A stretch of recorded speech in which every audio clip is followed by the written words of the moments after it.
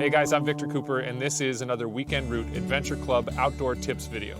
And you might have guessed from the title, this video is all about fire making. We're going to go through some of the steps of fire making today, and hopefully by the end of it, you'll feel a little more confident in the bush and a little more confident making fires.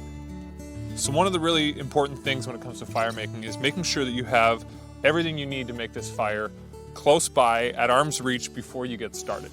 A lot of people, they start to make a fire, they get some fine material, and they get it lit, and then they panic because they don't have the rest of the stuff to keep it going. So then they're running around trying to get the rest of the twigs and put it on there, and before you know it, the fire's gone out and they have to start over. So get everything laid out ahead of time, have everything that you need to make this fire, and then get started. Okay, so what I've got here is I've just pulled a piece of bark off of an old dead tree here, use it as a bit of a platter to keep everything off the snow. And we've got stages of fire starting materials. So we've got some really fine tinder here that we scraped off a tree. Basically, you just take your knife and lightly scrape on a cedar tree, and that'll bring these fine hairs off. That's going to be your first layer that's going to catch a spark and light up really quickly. Then I've just got a little bit of dead dry log here, some more cedar bark but a little bit thicker, and then some fine twigs over here. And then off to the side, we've got some bigger logs that'll help us keep things going for a little longer once we get a good fire base going. Okay, so the first thing I like to do is just put down a few sticks at the bottom so that you're not placing your super nice dry tinder right in the snow. That's not what you want to do. Okay, and then what we're going to do is dry our hands off just so we don't get any moisture on this tinder. Get a little bit of this. We don't need to use all of it because it might be nice to save that for another fire later. We're going to get that tinder piled up there. Okay, and you'll notice that I've placed my fire kind of with this rock here, this hill in the background. I've put some stones around the fire. Part of that is to block the wind, and the other part is just to kind of keep the fire contained. This is my regular campsite, so I make fires here quite often. If you're just finding yourself in the woods and you're not in a regular spot, you don't need these stones, but it might be nice, give you a little bit of comfort. One of the great things about fire is it's an instant feeling of satisfaction. So if you are lost in the woods and you make a fire, even if you don't really need one, even if it's not particularly cold, it's not a bad idea to make a fire because it's that feeling of success. And one of the things that goes really quickly if you're lost in the woods is your morale. And so if you can keep your morale up, other things are going to be a lot easier to achieve.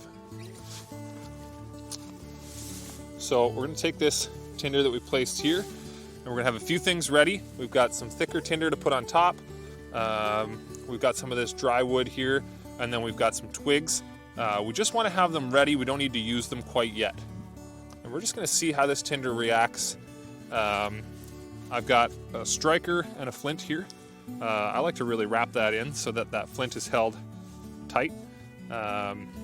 And as you can see, I've used this one quite a bit. It's pretty worn down. The trick with a flint is you want to get as close to the source as possible. You don't want to be trying to cast a spark from back here, because even if the spark makes it to it, by the time it gets there, it's going to be cooled down quite a bit.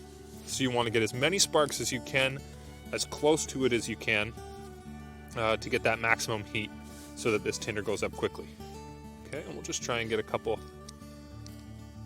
strikes here.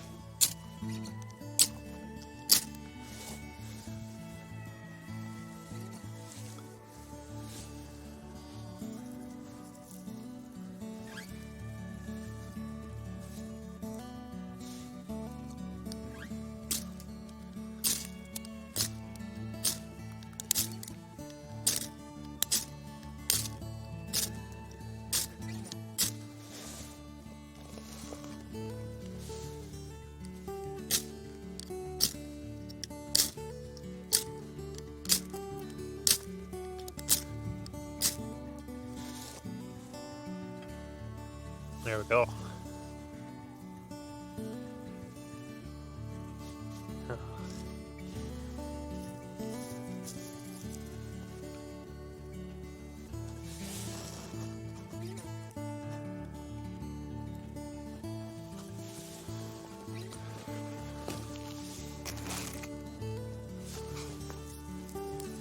Once you get that going, That's why you want to have all this stuff close by, because it doesn't last long. That tinder isn't meant to burn for a long time. It's meant to just get a nice flame going.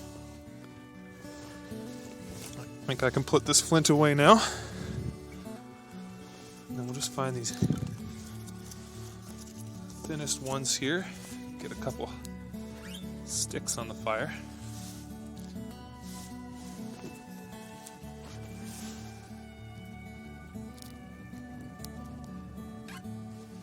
Love that sound. Get a few more on here.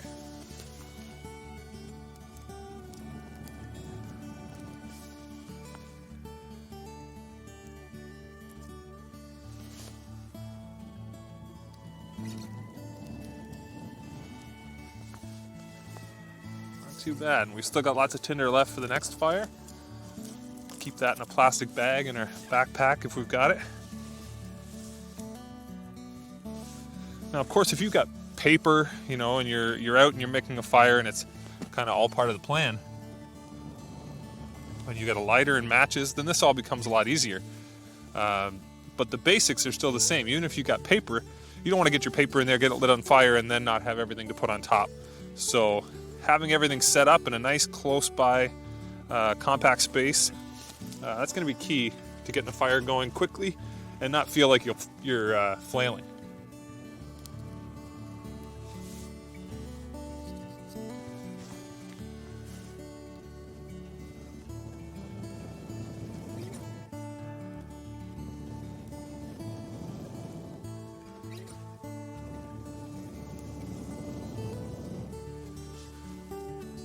There we go. It's amazing how quickly it lifts your spirits and gets you feeling good about the day. So, a couple more little guys on here. And then we've got lots of bigger lumber or bigger logs that we can put on as we go.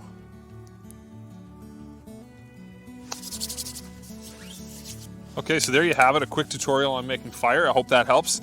Make sure you tune into the other videos. There's lots of great content on here that's going to make you feel more comfortable in the wilderness, and it's just going to help you have a better time the next time you're out.